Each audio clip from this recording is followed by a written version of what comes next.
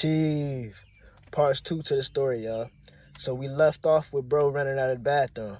So he was running out in a rate to where, I knew that he was basically done. He wasn't trying to fight no more. So I went straight to the bus like I planned. Cause y'all gotta understand, I had the whole thing plotted. I knew that as soon as we got done, I was going to take this right straight to the bus. I wasn't going to say nothing to nobody. I wasn't going to talk about it. Because y'all know how most niggas, they would have came out the bathroom bragging and shit, talking about, yeah, I just beat his ass, blah, blah, blah. I wasn't doing none of that. I went straight to the bus, sat down, and was just on the bus chilling. So what happened was, he came back in the bathroom after I already left. So he came back, he threw his bag down and shit. He's screaming, talking about, I wish he had come back in here and all this crazy shit. And grant them, they still in the bathroom. So they just laughing and shit like, man, you wasn't finna do nothing. Even if he did come back in here, you know how it is. So he run and he just lay on the fucking floor. Mind you, he got bumps all over his face and his nose is busted. It's not bleeding, but he got a big ass bump right here on his nose from where I hit him at. So Mr. Coward come in. That's one of the teachers. He come in the bathroom. He like, what happened to him? And they look and they like, he had to pee real bad and he ran in here. He slipped on some pee and bust his face on the urinal. And the only real thing that I say about Kevin that day is that he actually agreed with the story. So like he didn't snitch. He ain't snitch basically. So he told him, he was like, yeah, that's what happened. But Mr. Coward knew that wasn't what happened. Because, come on now, he had bumps on his face, man. He was beat up. So the teacher was like, man, he ain't press it. He ain't like continue to press the situation or nothing. He just was like, walked out. And I guess what he did was he went to the principal after school and basically told him to watch the camera. And then they saw me walk out. They saw him walk out, blah, blah, blah. They knew that we had to be the ones fighting. They could probably tell by just the energy, by watching the video. You know you can see that shit. You know, you can see it. So he comes in and, matter of fact, what happened was I was still on the bus. Now, I ain't saying that they watched the video and shit while I was on the bus.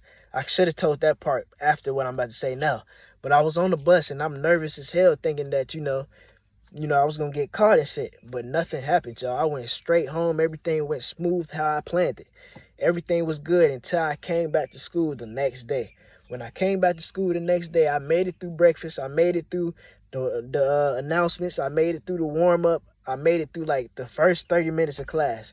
Then all of a sudden, called me on the intercom to come to the office.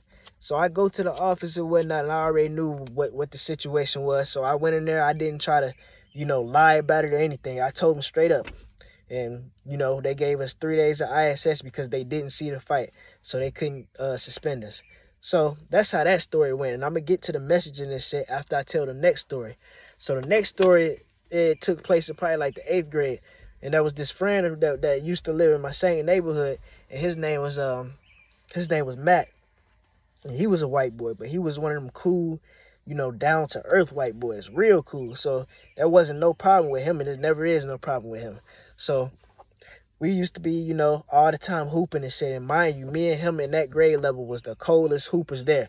I was a little bit better than him. He probably won't try to agree with that shit, but he's never beat me, never, except for like once. But we gonna talk about this story right here that's crazy. So we one particular day, he had came to the crib, right? And we hooping. And he like, let's play 1-on-1. He always want to try to play me in 1-on-1. That's basically, I guess, how he used to test where he's at in his skills. Because I was that one that he just couldn't beat. I beat him every single time, except for like maybe once. And those times he beat me, I had already been playing basketball, so I was tired. So we hooping, right? And this man is going off, y'all. He is going off. He is making every fucking jump shot.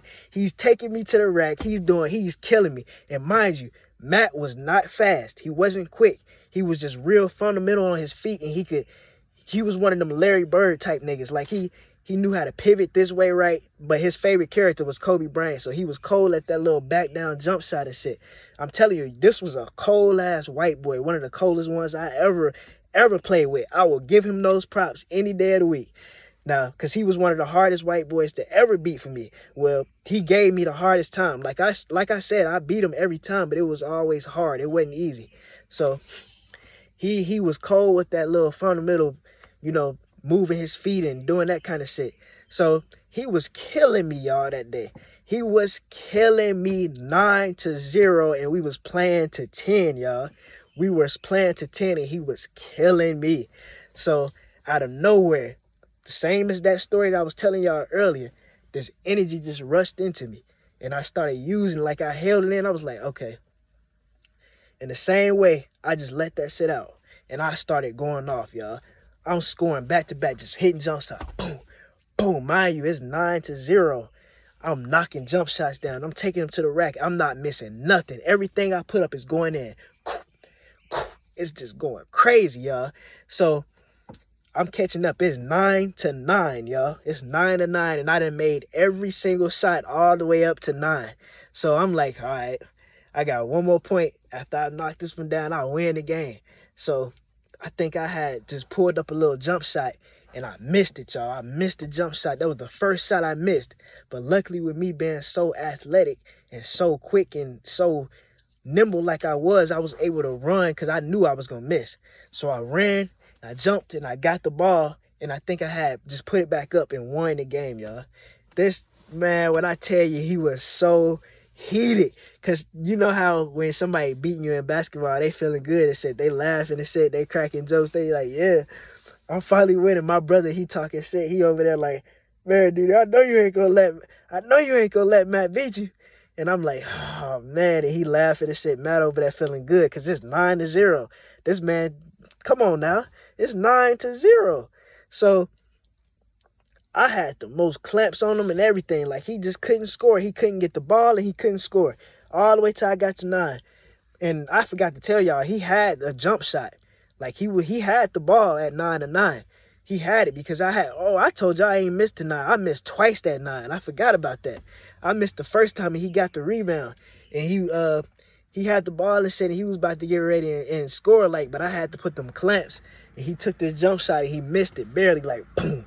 He missed it. Whoo, my heart dropped. I grabbed the ball, and then that's when I scored. When I missed that jump shot, and I scored right back at it. Man, this man was mad as hell. He was like, man, I hate you. He was pissed off because, come on now, I came all the way back from 0 to 10 and won. So now let's get into why I'm telling this story, y'all. Because we, as these type of people we are, especially if you got a warrior spirit and you an athlete. If you got a warrior spirit and you're an athlete, this shit will definitely work for you at all times. Anytime that you are feeling an instant, it can be any type of emotion it is, because I done this shit with good stories too, but I ain't gonna tell about those stories. Like, say you wanted this female and she was bad as hell, and you finally got her, and then you know how you were happy as hell. You can use that energy to do physical shit, y'all. I promise you, I am not lying to you. You can use that energy and become an alchemist and transmute that shit and use it as energy. Now, fuck it, I'm just gonna tell y'all, that was this one time where I was probably like, I don't know, I was young as hell, but there was this real brown scale, fine ass girl that I wanted. And I was trying to get her for days. And finally she fucking said yeah to a nigga. And now this was in the 8th grade, y'all. I was young as hell. Mind you, I was always able to jump high and shit. And I was dunking all through high school. But this is in the 8th grade, y'all. This girl told me, yeah, I was so fucking happy. I was outside playing basketball when she told me. So my ass fucking bounced the ball, and I was short as fuck too, and ran to the rim and dunked that shit with 2 hands. Cocked it back and boom, 2 hands. This is not a lie, y'all. I swear to God. So you can use this energy that you get, whether it's anger, whether it's happiness, whether it's sadness. Think about it. Think about people like Juice WRLD. How much of the pain that he felt, and he had that energy in him. What did he use his energy for? To make music. If you can use this energy for anything, but see me, my cup of tea is like physical shit, because I'm an athlete. So, and that's why I'm a warrior spirit. So I can use this emotion to draw physical shit, y'all. Y'all have to understand that this is another thing. When that fucking power, when that sun kick in and we start hitting that radiation, you got to be able to tap into that shit, y'all, with emotion. You got to. That's how you do it. And I just now got this message, y'all. So I'm hoping y'all understanding what I'm saying, what I'm trying to tell you. Kind of like a fucking Super Saiyan. You know how Goku told Gohan, you gotta find, what do you say? I know somebody know that what I'm talking about. When he told him you can't just turn into a Super Saiyan, you gotta find that emotion inside to do it. That's basically what it is, y'all. You can literally use that shit to do whatever the fuck you want. So the next time you get pissed off or something, or you get extremely happy, take that happiness or that anger or whatever you feeling and put it towards something that you're real good at and see what the fuck you come up with. See what happens. If you a hooper, go play some basketball and see how you hoop against somebody. If you a singer, make a song, write a song and see how you sing it with all that emotion. If you a rapper, rap a song. If you write books, if you write poems, write something. Use that energy to create. That's how you do it, y'all. And I just now figured this shit out, and I know it's the truth. And I just looked up at the camera and it said 11-11. So that means new beginnings. So I'm finna start using this shit hard as hell, y'all. Hard as hell. But anyways, I hope this shit really made sense to some of y'all. And y'all feel free to ask me questions if you have to. You know, y'all know I answer back every time. So y'all do that. But anyways, y'all, I'm out. Chief.